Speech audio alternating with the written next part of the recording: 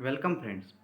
Today I will learn that what is mean by the pressure. What is mean by the pressures. In yesterday videos I will discussing the what types of the pressures. Some ones are the definition of the pressure and the formulas of the pressure. What is the formula of the pressure? Pressure is equal to the force upon area on which the force is applied. Pressure म्हणजे काय की अशा प्रकारचा area ज्या एरियावर आपण force apply करणार. तो एरिया कसा पाहिजे की तो जो एरिया आहे कुठलाही एरिया असो. आय विल राईट ऑन दिस. कुठलाही एरिया असो. एरिया आहे हा एरियावर क्यूब आहे. या क्यूबवर आपण फोर्स अप्लाय करायलो. F this is the force apply करायलो. मग या एरियावर जेव्हा आपण फोर्स अप्लाय करतो म्हणजेच काय होतं की प्रेशर अप्लाय करतो. म्हणजे force by area F by A म्हणजे काय असणार आहे? प्रेशर असते, दाब असते. प्रेशर म्हणजे काय? फोर्स बल भागीला एरिया, क्षेत्रफळ. बल भागीला क्षेत्रफळ म्हणजेच प्रेशर. प्रेशरचं युनिट आपण बघितलं होतं. प्रेशरचं युनिट काय? फोर्स पर न्यूटन्स. फोर्सचं युनिट काय? न्यूटन्स. आणि एरियाचं युनिट काय की मीटर स्क्वेअर. म्हणजे फोर्स पर मीटर स्क्वेअर किंवा पास्कल्स. किंवा जर ॲटमॉस्फेरिक प्रेशरमध्ये जर आपल्याला बघायचं झालं, जे काही हवामान खात्यामध्ये जर आपण त्याच्यानुसार जर आपण कम्पेअर केलं ॲटमॉस्फेरिक प्रेशरमधून ॲटमॉस्फेरिक सायन्समधून, तर त्याच्यामध्ये आपल्याला फोर्सचं एकक आपल्याला मिळते बार म्हणून. ठीक आहे. तर एक बार बरोबर 1 bar is equal to 1 bar is equal to 10 to the power 5 pascals. 1 bar is equal to 10 to the power 5 pascals. Then आज आपल्याला काय डिस्कस करायचं आहे की प्रेशर.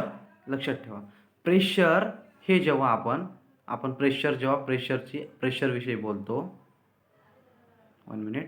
प्रेशरविषयी बोलतो तर जेवढा एरिया लहान तेवढं प्रेशर जास्त.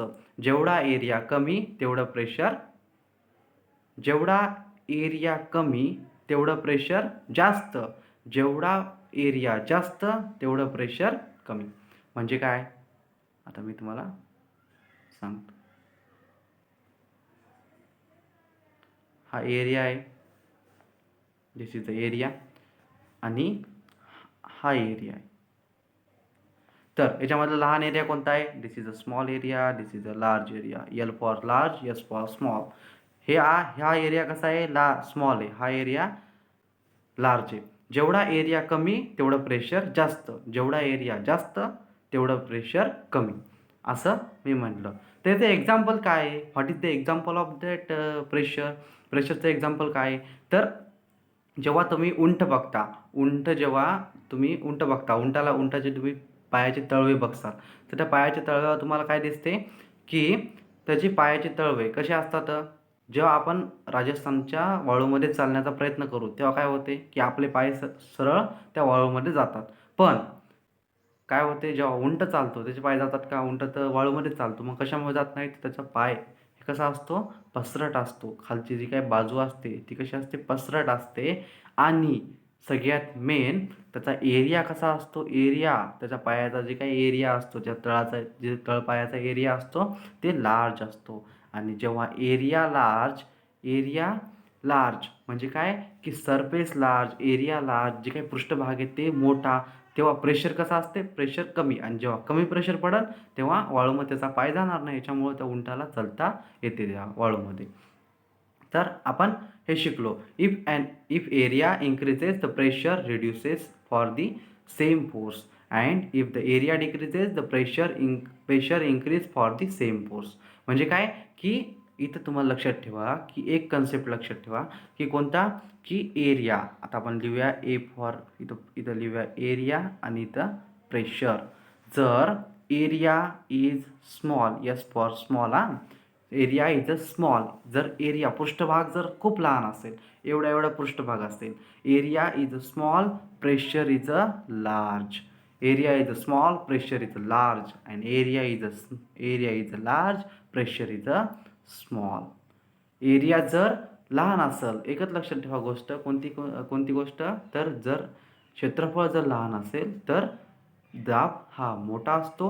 म्हणजे त्या वस्तूवर पडणारा दाब हा मोठा असतो आणि क्षेत्रफळ जर कमी असेल तर त्या वस्तूवर पडणारा दाब हा जास्त असतो. लहान असतो. वस्तूवर पडणारा दाब हा लहान असतो. त्याच्यानंतर हां. आता आपल्याला बघायचं आहे की प्रेशर आपल्याला माहीत झालं, प्रेशरचं युनिट माहीत झालं. मग आता काय बघायचं आपल्याला की प्रेशर ऑन सॉलिड्स. जे काही सॉलिड सबस्टन्स असतात, सॉलिड्स पदार्थ असतात, या सॉलिडवर आपल्याला सॉलिडवर प्रेशर कशाप्रकारे जाणवते. यानंतर आपल्याला बघायचं की लिक्विडवर कशाप्रकारे प्रेशर जाणवते आणि त्यानंतर बघायचं आपल्याला गॅसियसवर कशाप्रकारे प्रेशर जाणवते.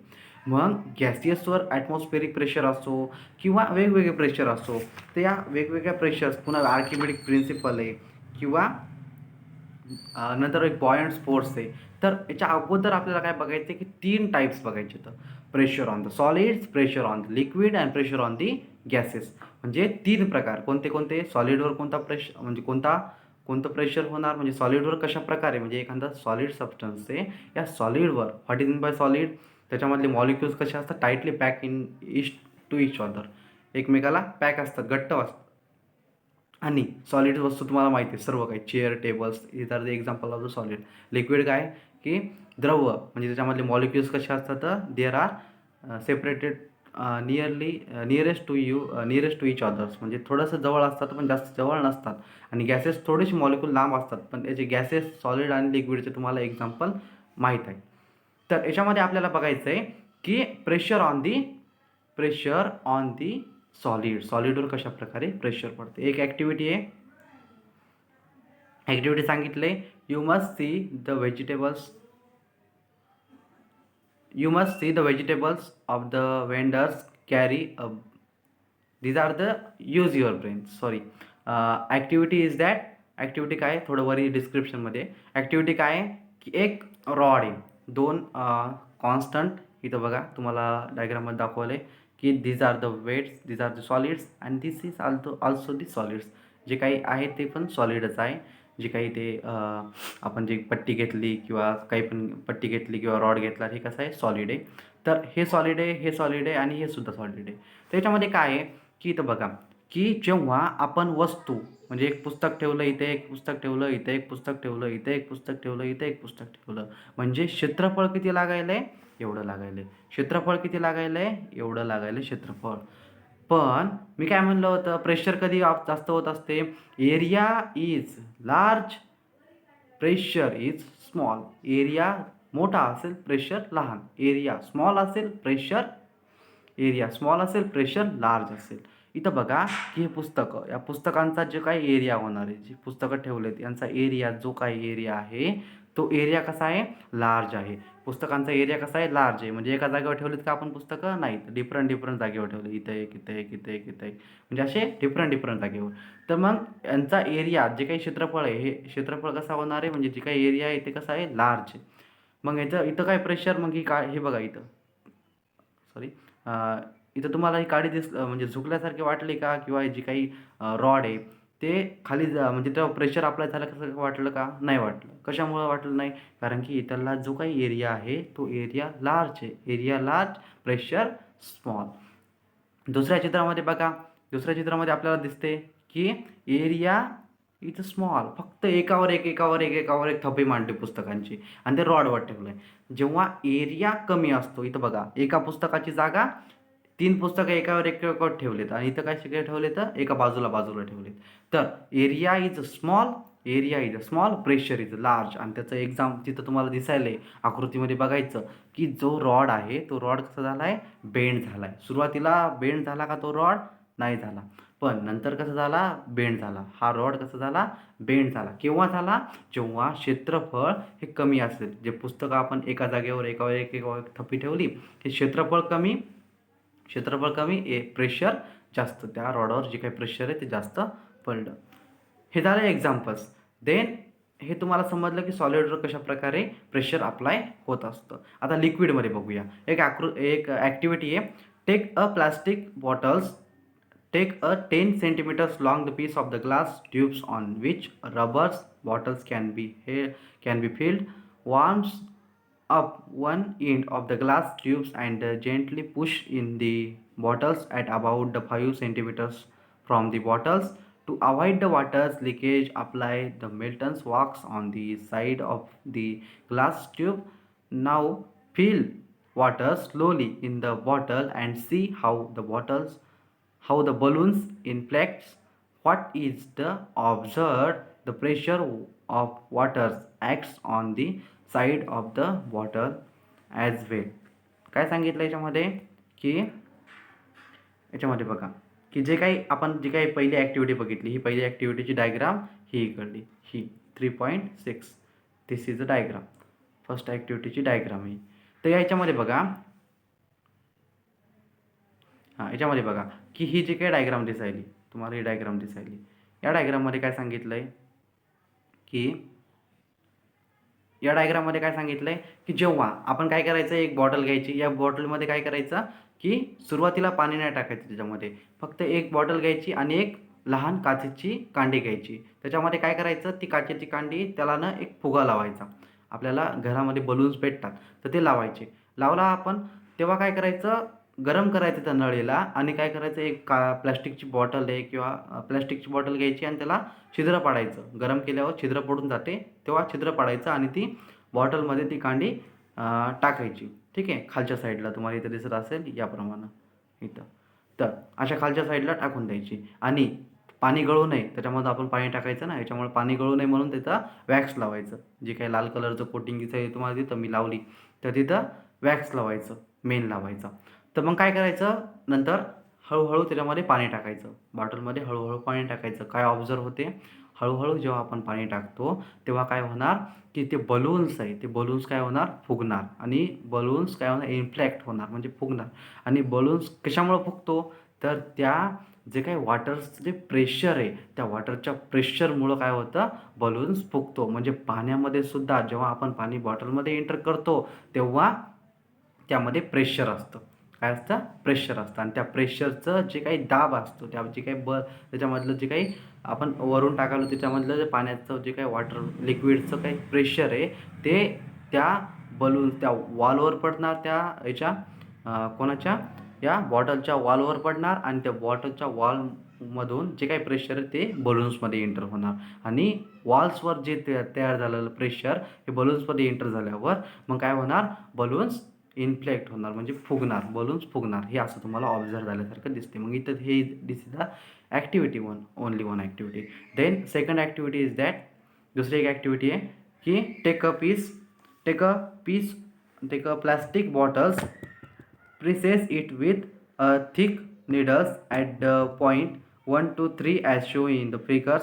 काय करायचं याच्यामध्ये की वाचत नाही आता काय करायचं याच्यामध्ये एक ॲक्टिव्हिटी आहे हे ॲक्टिव्हिटी मराठीतून सांगतो की एक बॉटल घ्यायची आता सुरुवातीला पण एक आपण बॉटल घेतली होती याच्यामध्ये पण आपल्याला काय करायचं बॉटल घ्यायची आणि ही बॉटल भरायची फुल भरायची ठीक आहे आणि काय करायचं माहिती आहे का छिद्र पाडायचे 3 छिद्र पाडायचे त्या बॉटलला 1 2 3 पण इथं बघा याच्यामध्ये दाखवल्याप्रमाणे हे अशा प्रमाणे 1 2 3 छिद्र पाळले आपण बॉटलला top region middle region and bottom region असे 3 प्रकारचे छिद्र पाळले त्याला बॉटलला.